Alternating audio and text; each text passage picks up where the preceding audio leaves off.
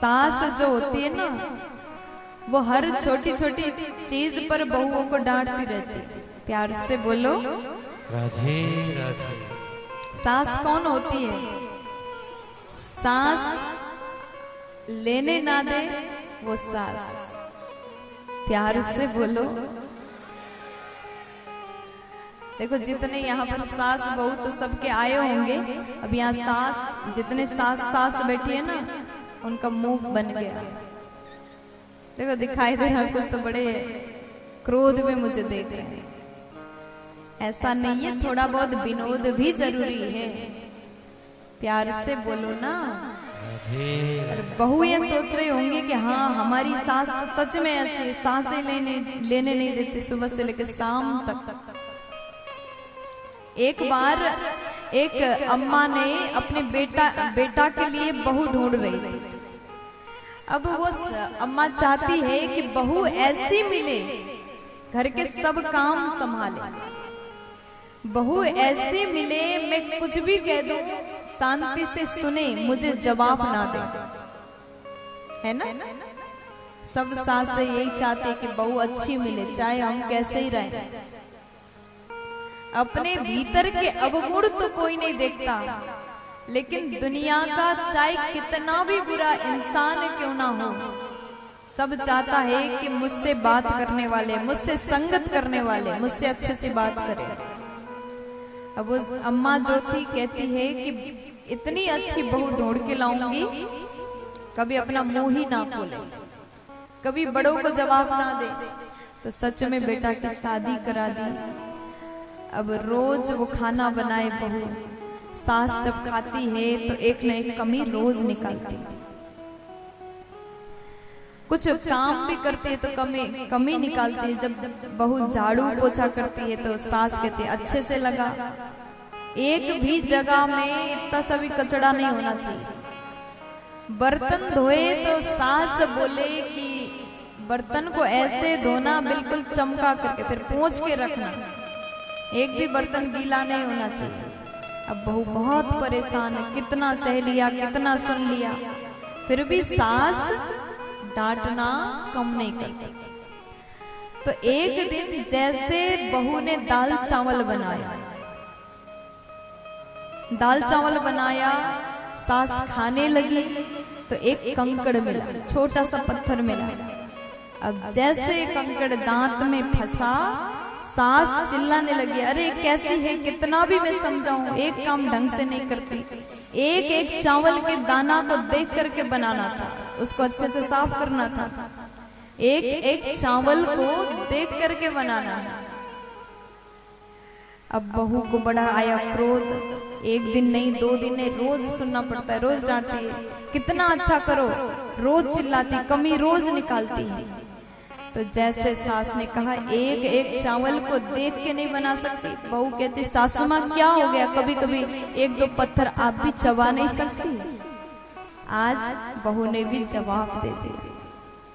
देखो अगर आप चाहते हैं बहू हमें जवाब ना दे तो कभी भी सास बनने की कोशिश मत करो, बनने की कोशिश मत करो। वो आप हो लेकिन मां बनने की कोशिश करो। एक लड़की जब आपके घर में अपने माता पिता को छोड़ के आ जाती है, अपने माता पिता भाई बहन अपने पूरे रिश्तों को छोड़ करके केवल आपके घर में आ जाती है और पूर्ण रूप से आपके परिवार के हर सदस्य को अपना बना लेती है, लेकिन फिर भी आप उसी बहू में कमियां निकालते हैं।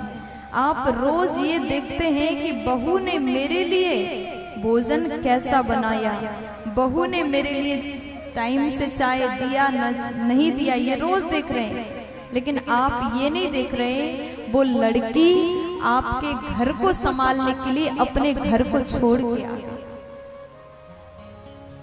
अगर सास मां बनने लग जाए ना तो उस घर में बहू सदैव प्रसन्न रहेगी। और शास्त्र कहते हैं जिस घर में नारी प्रसन्न रहे, जिस घर की बहू मुस्कुराते हुए रहे उस घर में अवश्य ही लक्ष्मी का वास होता है। बहू घर की लक्ष्मी होती है, इसलिए उसका कदर किया। अगर ऐसी बात बोल देते हैं तो कई बार जो सासें होती वो नाराज भी हो जाती है। देखो, कोई भी बात हो दोनों तरफ से, दोनों साइड से होना चाहिए। जब सास माँ बनने की कोशिश करे, माँ की तरह प्यार करे, माँ की तरह समझाए, माँ की तरह बोले, तो एक बहू को भी बहू बन के नहीं, बेटी बन के रहना चाहिए। बहू भी ये सोच ले कि कभी कभी हम गलती करते थे तो मायके में अपनी माँ भी तो डांटती थी, अपने पिताजी भी तो डांटते थे, उसी प्रकार सासू माँ ने भी थोड़ा सा डांट दिया तो क्या हो गया, उसे भी सुन लो। माँ समझ करके सुनोगे तो वो डांट भी प्यार लगेगा।